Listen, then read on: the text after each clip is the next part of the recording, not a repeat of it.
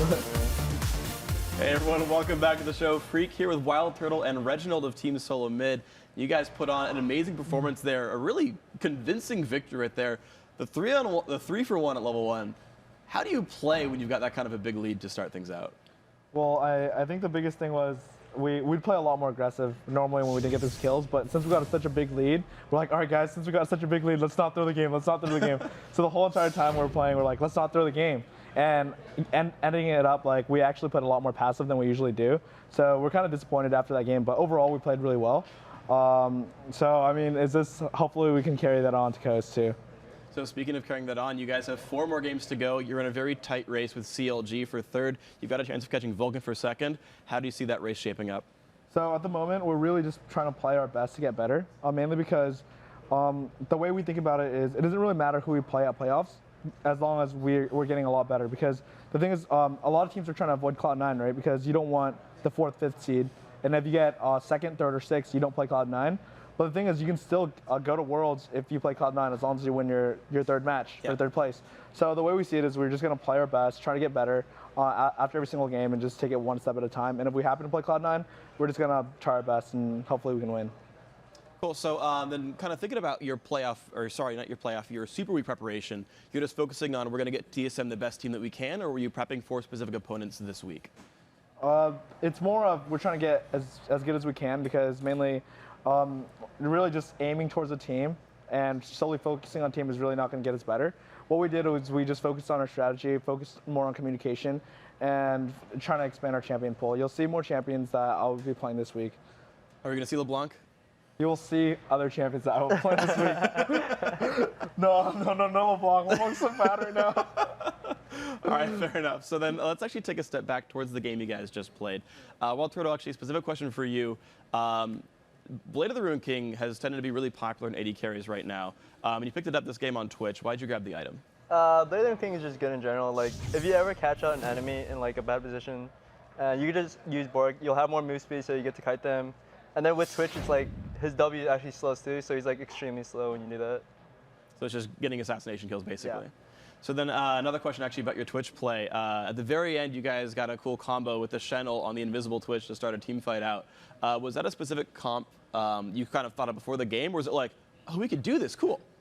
It just kind of happened during the game. Like, we were stumped, we couldn't push the turret, so I'm like, I think I'm just going to try to go behind him and Shen can ult me. And then with Nocturne, I should be able to kill people, and then that's just how it played out. We weren't planning for it, but that's just how it happened. I hear it's called the Submarine?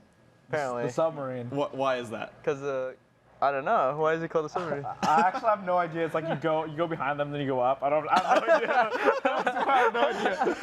I have no idea. All right, but it's official, guys. The Submarine is what it's called. Twitch Shen, bring it. As an AD carry player, please just play Shen. Its shields are nice. So actually, another question for you then in your lane. You're fighting an Urgot, and you didn't get most of the kills in the level 1, so tended to be about equal when you came into lane. No one really plays a lot of Urgot, so what's it like playing a champion you don't play against much, specifically Urgot? It's kind of funny because I actually played Urgot a lot in solo queue this week for some weird reason because my viewers just wanted me to play Urgot, and I kind of know how much damage he can deal in lane, so I wasn't scared to fight him through 1 and 3 because he's actually not that strong. But as he gets more levels, he's actually really strong. So as the game progressed, I started playing more passive. I noticed you guys actually managed to swap lanes at some point where Shen was, or not, yeah, basically you weren't fighting him as much in lane. Was that actually to try to get away and not get caught out by an Urgot swap, or was it just how the lanes panned out? What happened was we got bottom tower and we wanted to go top, mainly because Dragon was already down. So our goal was to get top tower next. And we found it really extremely hard to get mid tower because Anivia was there, so we just swapped. Cool. Well, that's a really good choice. You guys obviously managed to pressure the map really, really well. So I actually want to ask you a question, Reggie. I think I pronounced that one wrong. But you guys played sort of standard TSM style, the Karthus, the Shen, the Nocturne. A lot of champions you guys tend to like playing. Are you just trying to play sort of standard style and save things for playoffs? Or is it just, oh, they gave us champions we like? Actually not. So the thing is that we kind of changed our playstyle coming up to this week, and we're playing a lot of other champions that I'm not going to mention in this interview. But we were super surprised that they gave us all the champions that we used to play, and we're like, why would we show what we're playing and been practicing if we can beat a team with our old comps that we're super comfortable with? So we're super surprised that they didn't ban Karthus, that they gave us Shen, and they gave us Nocturne, and those are one of those comps that we played really well for the last years. And when we got those comps, we thought it was just going to be a free win. Cool. So one last question for you guys before we send you on your way. Next game coming up is Cloud9 versus Vulcan. How do you guys feel about those matches? I think it's going to be a fun game to watch, mainly because when we watch them, it usually goes back and forth, back and forth, and back and forth. And so it's just a super exciting match to watch. I think that the seeds are pretty much locked in right now with Cloud9 first and Vulcan second. But if Vulcan goes 0-5, I'm willing to take that second slot. All right. Well, good luck to you guys. Thank you very much for the interview. And, of course, we'll see you 4 more times this week, maybe on the couch if you guys keep winning. And, of course, maybe in Seattle if you guys keep winning as well. But, guys, we've got 3 more games coming up today, as well as some awesome play breakdowns, courtesy of Kobe. Kobe, take it away. All right, thank you, Freak. I do have some clips here, and this is from the Curse versus Dignitas game. This whole game was just crazy, but this is at the very beginning of it here, where things are still extremely even, and Dignitas have made a move where they think they've outmaneuvered Curse here, and they want to push onto this turret, but Voyboy is packing a teleport, so even though he's all the way down here in the mid lane, he's going to be able to join this fight. And right now, the voice comms, Scar is actually saying, we can dive right now. He's making the call to go all in on this turret. And whenever you do one of those calls to dive a turret like this, you have to stay focused for the whole dive. If you don't, things can go terribly wrong. So let's take 50% speed, and we'll see how things go terribly wrong for Dignitas here. They call for the dive. You can see they're first on the same page. KiwiKid and Crumbs both start this off. Let's pause here.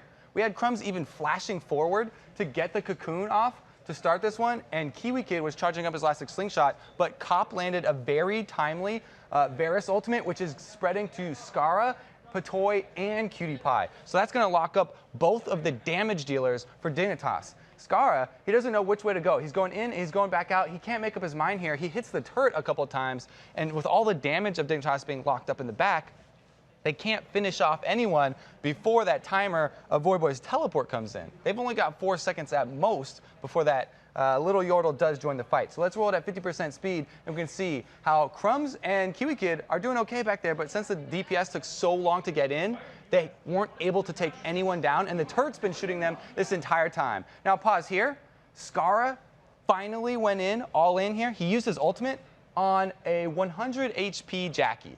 That's Zed's ultimate. That's where most of his damage comes from. He used his whole combo to finish off a Karthus that was already dead. And Jackie has positioned himself perfectly, controlling almost this entire battlefield here. That's going to keep them fighting around the turret this entire time. Now let's roll the rest of it at 50% speed, and we'll see Edward lands a great hook to pull them back into the fight, and you can see the zone control. Voyboy comes in, and now this entire screen is being taken up by area of effect abilities from Curse. So Curse, they did a great job of controlling the battlefield there and making Dignitas continue to fight around their turret. That was only one cautionary tale of turret diving, though, in this game. There were plenty more stories. So I'm going to show you the very end, and you can just see how close this game was, still at 60 minutes, just as close. We had Curse win a fight up at their base and run all the way down to try and finish the Nexus. So let's run this at full speed. This call, extremely risky. The only reason that Curse can actually finish it is because Voyboy has teleport. It looks like Dignitas actually have a chance to come back and save this Nexus, with Patoy coming in to land a great crescendo, and they finish off everyone who's here, but then Voyboy comes in, and he's going to grab the last hit there as well. Nexus does eventually go down. So you guys, if you're going to see one of the first 3 games of today, you're definitely going to want to go back and look at that Curse vs. Dignitas game. But we have 3 more, so first we're going to send it back to the guys at the desk. Thank you very much, Kobe. We'll see you in a few minutes. But guys, earlier today, we asked you to hop on Twitter and tell us, which team do you think will benefit the most from Super Week? And here's what you had to say. Branabdala. Absolutely. I think CLG is going to benefit the most from Super Week. The turret changes are going to benefit their style greatly. Well, the first game is any indication. Super Week was good for them so far. They seemed really poised to make a good run for it. We just have to see if they can keep their consistency, which has never been a thing COD's been good at. All right, and Mexicapo 87 says, I'm honestly expecting Team Solo Mid to benefit the most from Super Week because they work well under pressure. Spring Split, anyone? Or any tournament ever for TSM, because they just turn it on seemingly when they want to. This has been probably the hardest time in TSM's existence, at least in the last 2 years, where they have tried to turn it on a couple times and engine's failing. Maybe it'll turn on this time and they'll be able to make a run. All right, Matt Scoot says, which team will benefit the most Team Curse. They don't play Vulcan or Cloud9. The stage is set for them to secure their playoff spot. Yeah, the biggest thing we mentioned about So Curse is their trends this week against their opponents, being able to just beat them again because they've already beaten them in first. And it's probably the most important for them because they're the closest to being eliminated aside from them and Coast. And our last one, I believe, maybe more, Best Zillion NA. Got to prove that. Better have proved it. Team Coast will benefit most from Super Week. They will step up like they did during the spring split and get to the top 6. Well, we did see Nintendo X mentioning in one of the pregame roles that they play best with their backs against the wall. Didn't start out well for them, though, with that loss to CLG. And one more or more, Agnastra says Cloud9. They'll get to see how well the other teams adapted to 3.10 without having to show much themselves. That's an interesting one. It's very interesting. Because I definitely think like Cloud9, as they've mentioned themselves, need to worry about becoming complacent. Yes, they can watch team strategies, but if you're not playing at 100%, which is the way Cloud9 plays, it's difficult to go into that lull. You see it all the time in traditional sports. Teams that have it locked up and they like rest starters and things, and then they have a bye week. Sometimes they're caught sleeping in the playoffs. Don't want to get them them injured for the big game. Medios' carpal tunnels. Hey, we have broken hands in EU. That is the thing that happens. All right, congratulations to our winners of the Logitech Gaming Mice. Those are some great tweets, guys. Keep them coming. Yeah, keep hitting us up with those answers. Remember, we're at LOL Esports. Make sure to use the hashtag LCS. Okay, last week we asked you to help us make the LCS even better by giving us your opinions on everything from interviews to Twitter. This week we have a new survey online, and we'd love to hear what you have to say about things like our pregame recaps. So head over to bit.ly/NALCS feedback. Fill out the quick survey and help us level up the NALCS. All right, everyone. We are halfway through day 1 of Super Week, and with only 17 games left to decide who's making the playoffs and who's being relegated, let's check out the standings right now. In first place, it's Cloud9. Did anyone else just have some deja vu? Yep. In second place is Vulcan, while COG and TSM are tied for third. Dignitas and City's in fifth, with Curse 1 game back in sixth. Finally, Team Coast is in seventh, while Velocity is sitting in eighth. So their only loss to TSM, they've officially been eliminated from the North American playoffs. All right, we still have 3 more matches today, and coming up next, it's a battle between the top 2 teams in the league. You're not going to want to miss it. Second place, Vulcan versus first place, Cloud9. After that, Team Solomid takes on Team Coast, and then Dignitas battles Vulcan in our 6th match of the day. So don't go anywhere, because the battle for the North American Regional Playoffs has just begun. Super Week 9 of the summer split will continue after these messages from our sponsors.